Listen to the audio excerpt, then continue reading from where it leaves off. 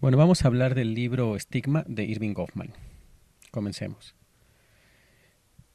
Irving Goffman nos dice que la sociedad establece medios para categorizar a las personas y también los atributos que se consideran corrientes y naturales en los miembros de esas categorías.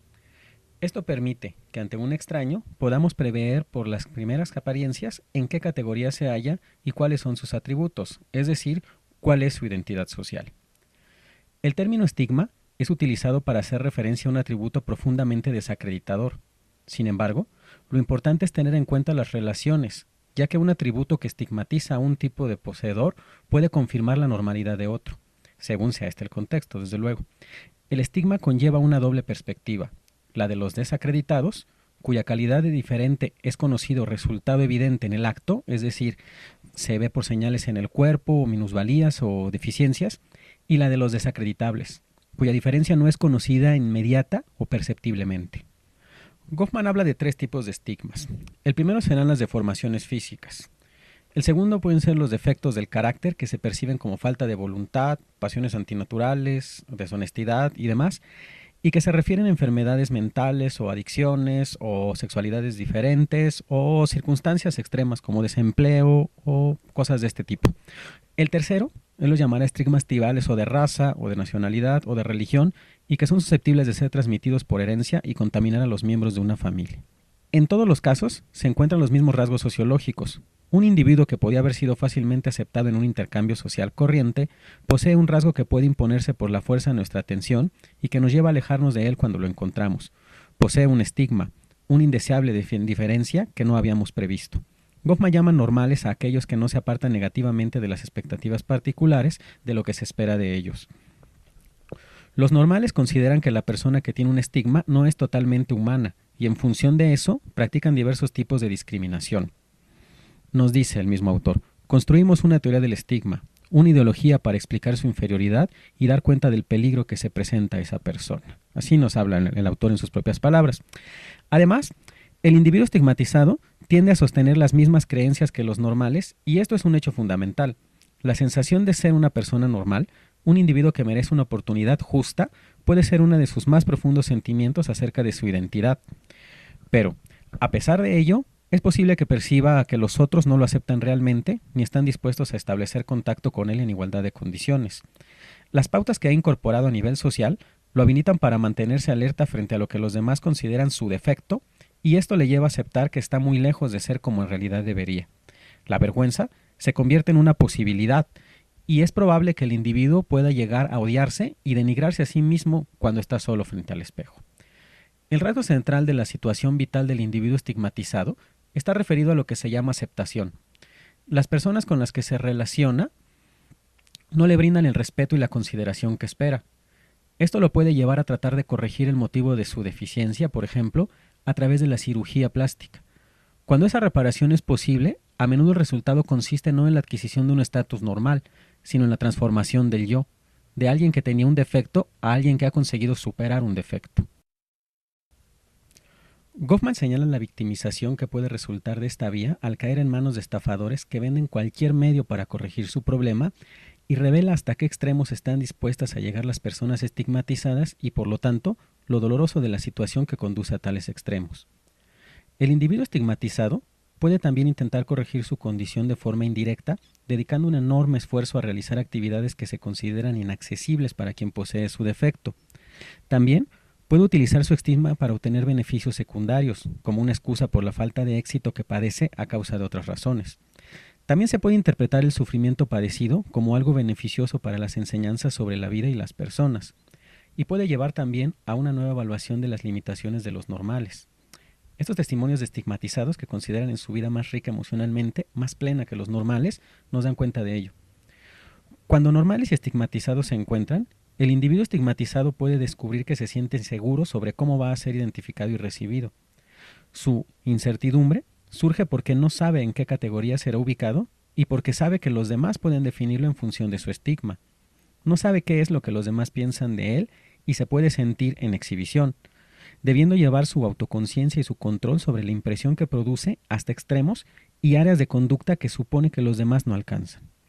Esta sensación de sentirse expuesto se agrava con las conversaciones que los otros sienten autorizados a entablar y que expresan su curiosidad morbosa sobre su condición o le ofrecen una ayuda que no necesita ni desea. El individuo estigmatizado puede responder anticipadamente con un retraimiento defensivo. Los individuos estigmatizados, al menos los visiblemente estigmatizados, tienen razones para sentir que las situaciones sociales mixtas tienden a una interacción ansiosa y hay que deducir que también para los normales resultan molestas. Es posible que en la relación con personas cuyo estigma se conoce se empleen categorizaciones inadecuadas y, por tanto, relaciones molestas. El individuo estigmatizado, que tiene dañada su identidad social, pasa a ser una persona desacreditada frente a un mundo que no lo acepta. Advierte, sin embargo, que existe gente sensible dispuesta a adoptar su punto de vista y compartir con él sentimientos de que es humano y normal. El primer grupo de personas benévolas es el que comparte su estigma, conocedoras por experiencia de lo que se siente el poseer ese estigma en particular. Entre sus iguales, el individuo estigmatizado utiliza su desventaja como base para organizar su vida, pero para lograrlo debe resignarse a vivir en un mundo incompleto. Goffman habla de todo tipo de grupos y organizaciones que se dan y que llevan a que la mayoría de los estigmatizados tengan acceso a una versión intelectualmente elaborada de sus puntos de vista. Quienes actúan como representantes de alguna categoría de estigmatizados suelen ser personas estigmatizadas que tienen mayores oportunidades de expresar su parecer, más conocidas o relacionadas y que con el tiempo descubren que se han convertido en profesionales. Cuando una persona con un estigma alcanza una posición ocupacional, política o financiera elevada, es posible que se le confíe la labor de representar a su categoría. Se convierte su estigma en una profesión, pero en ese proceso está obligado a tratar como representante de otras categorías y en el camino dejan de ser representativos de las personas que antes representaban. Pueden también introducir parcialidades por estar demasiado implicados en el problema. Cada vez que alguien con un estigma alcanza notoriedad, para bien o para mal, quienes comparten su estigma se vuelven más accesibles para los normales y son objeto de una ligera transferencia de crédito o descrédito. Hay que señalar que frente a los iguales se siente cierta ambivalencia.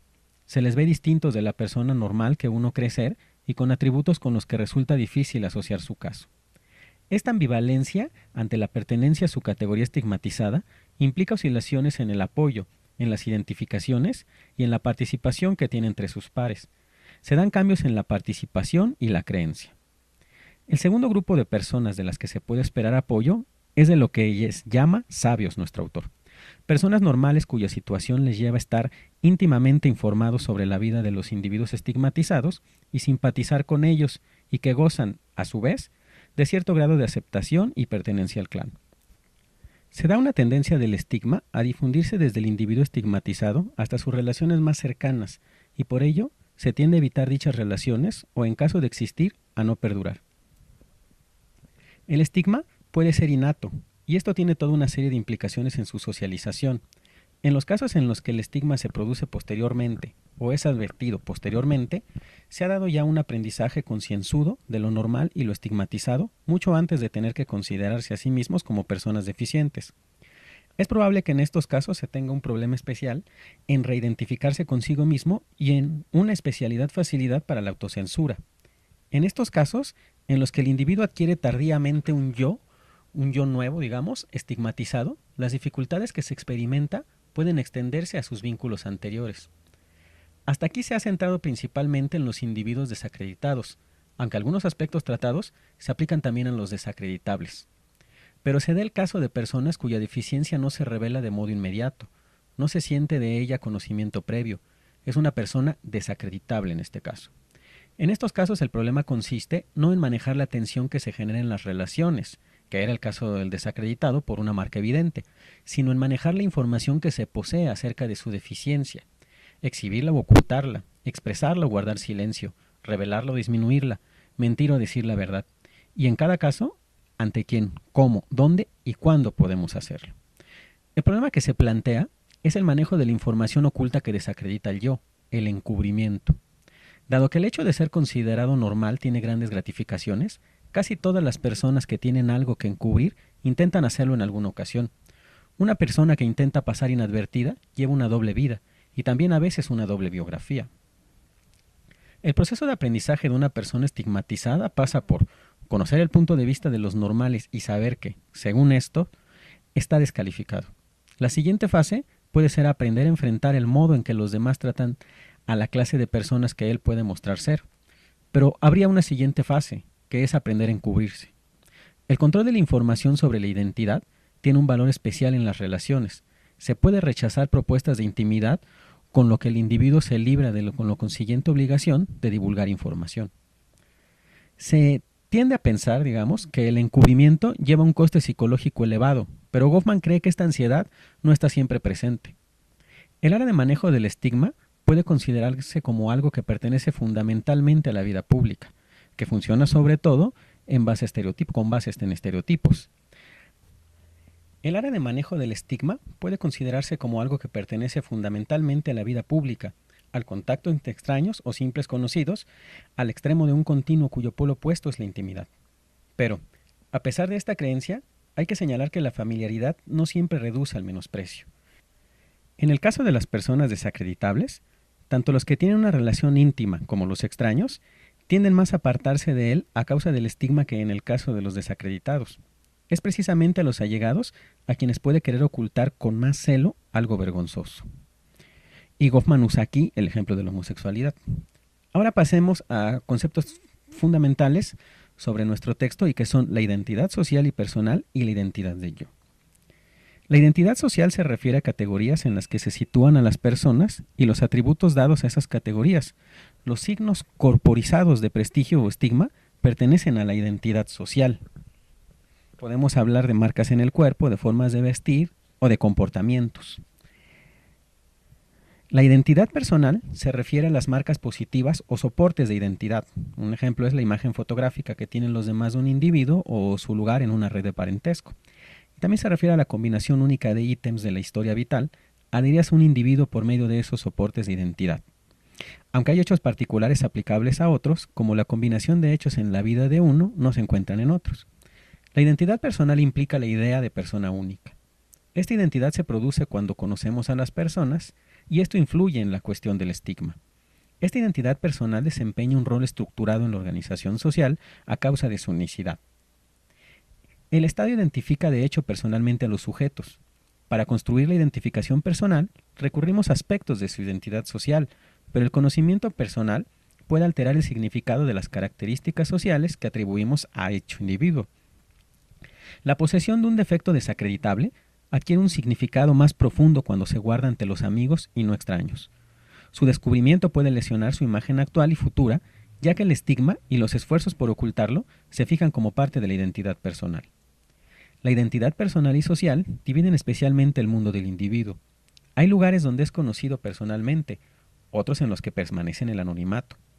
Para estudiar la rutina diaria de una persona estigmatizada, este es el marco a seguir. Si es una persona desacreditada, buscamos el ciclo habitual de restricciones que enfrenta respecto a la aceptación social.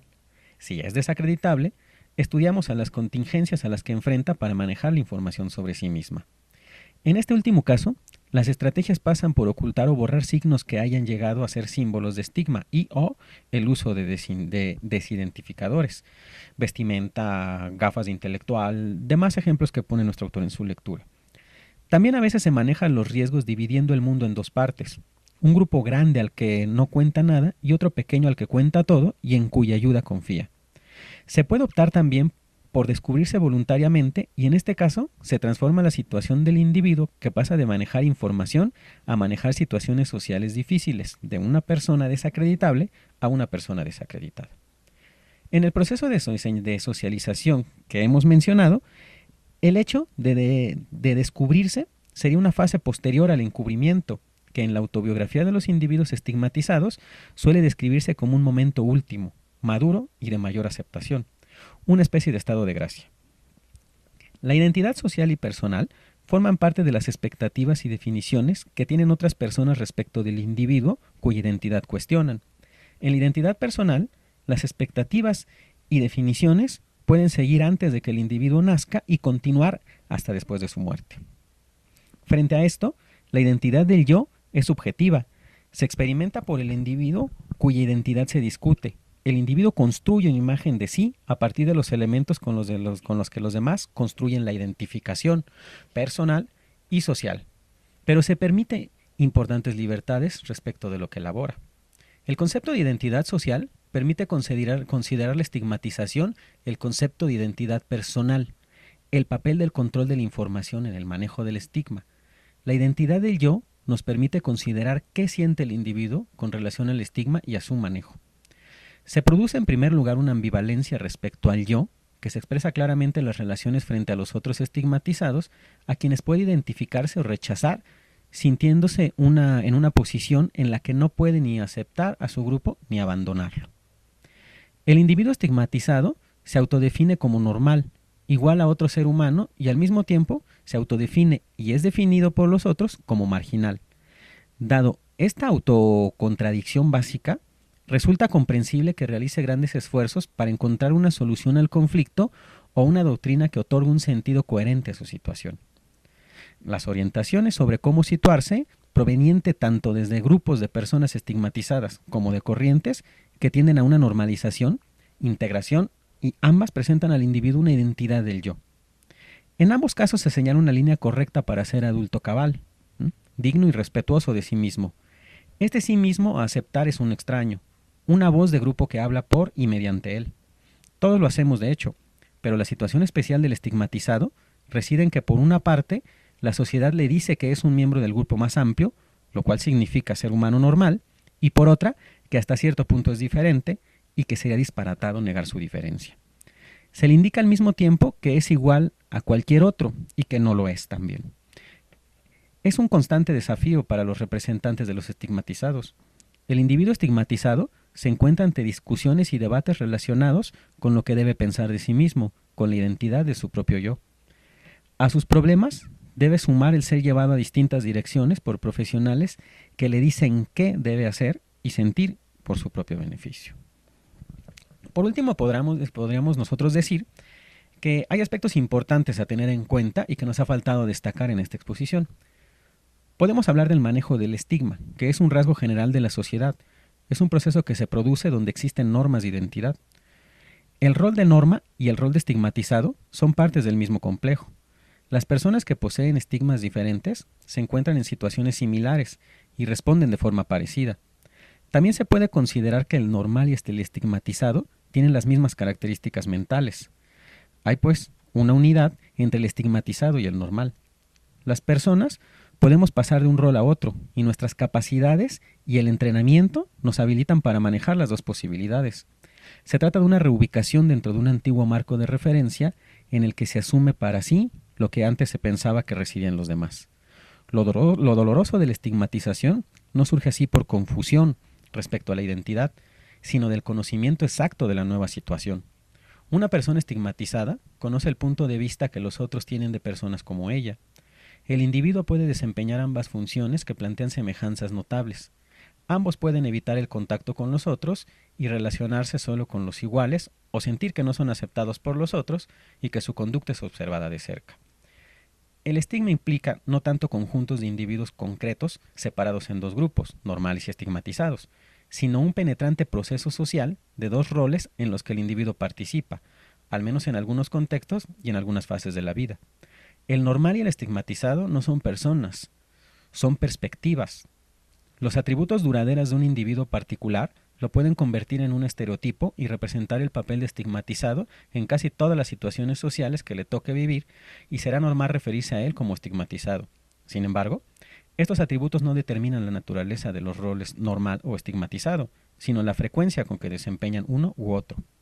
Parece que el estigma tiene una función social general, que es la de conseguir ayuda para la sociedad entre aquellos que no son ayudados por ella, y esto implica cierta resistencia al cambio. Pero hay otras funciones, según el tipo de estigma: control social, eliminación de minorías en la competencia y demás.